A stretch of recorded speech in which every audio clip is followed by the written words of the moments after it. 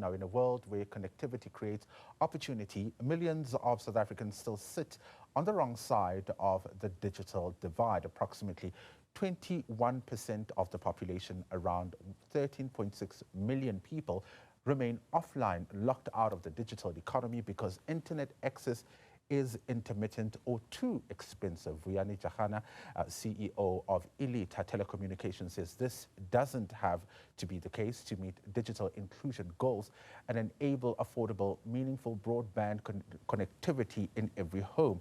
The traditional business model must be reimagined. Jarana joins me now for more on this conversation. And just on the last point, just around the cost of inclusion, particularly for those who cannot afford it. What do you reckon needs to be done here? I think it's important that we look at broadband from a point of view of access. Access is about availability and affordability.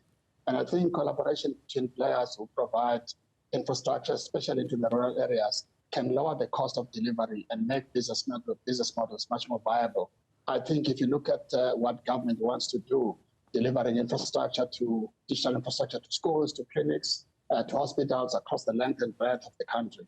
If that infrastructure is delivered on high capacity optic fiber speeds, then you're able to have the smaller players and medium-sized players leveraging that infrastructure to provide a service to communities as a last mile. So it's all about collaboration. If we're very exclusive or very insular, we're not going to achieve success. Partnerships, collaborations, sharing of infrastructure becomes super important. We have to do this to make sure we include the people who otherwise would have no chance.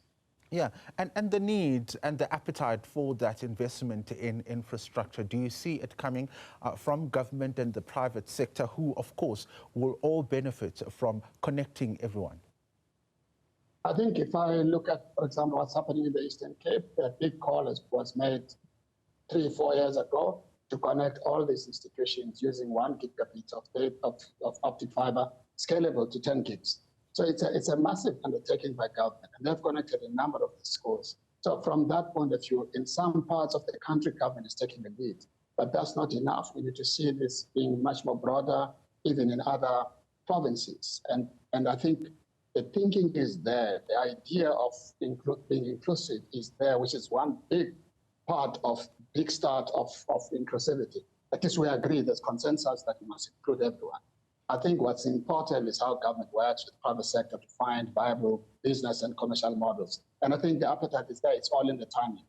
We don't have much time to actually include everyone. I think we need to move beyond ideas, beyond agreeing to starting to put things on the ground, like we're seeing in the Eastern Cape starting to happen. But we need to scale this across the country.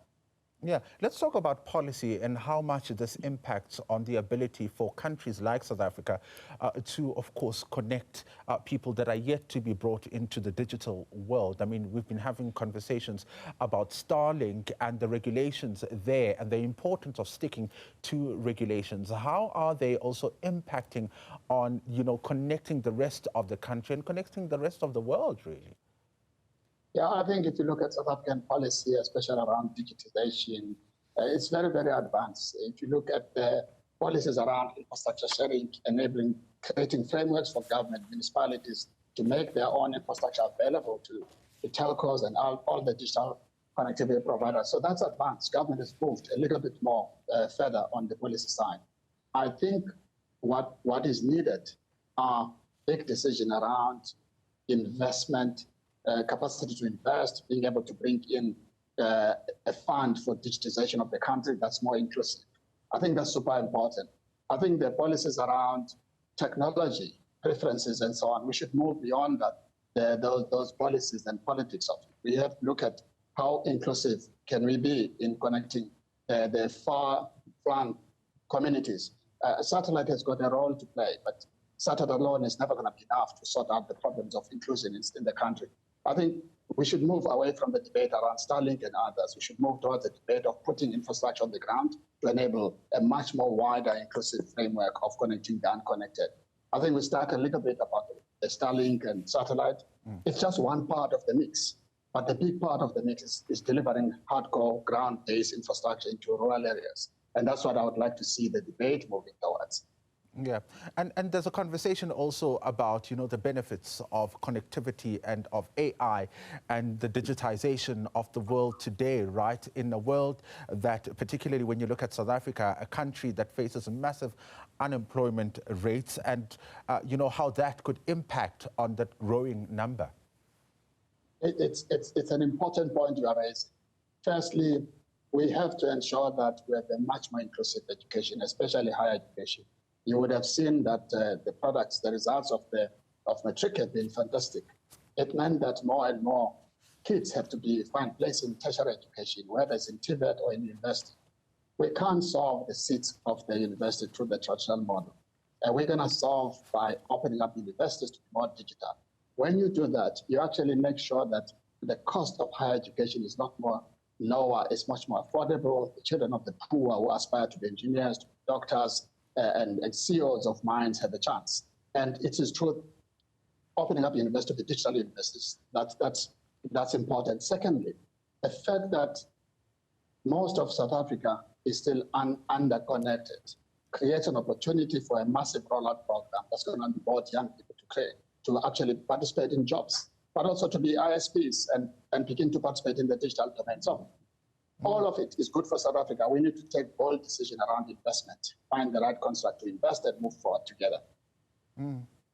And while there are benefits, I mean, other countries are talking about, you know, the ethical use of things like AI and, of course, digital technology.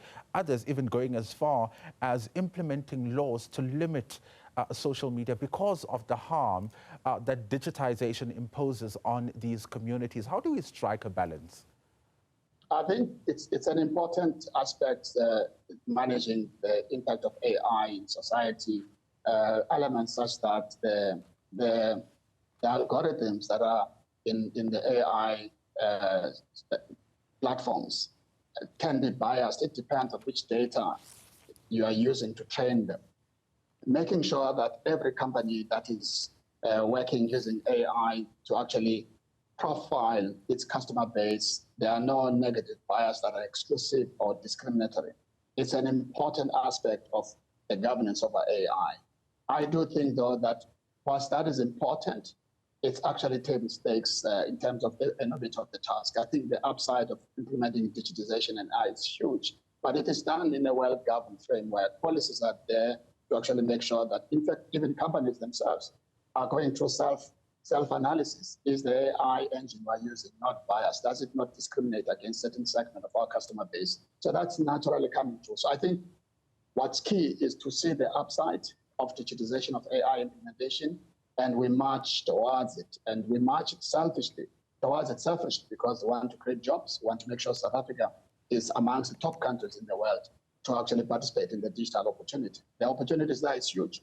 If we don't do anything fast, we may miss a big part of that opportunity, especially for those who live outside the metros, outside the opportunity areas. All right, Vuyani Jarana is the CEO of Ilitha Telecommunications, talking to us about digital inclusion at some of the conversations, in fact, that were held at the World Economic Forum out in Davos, Switzerland.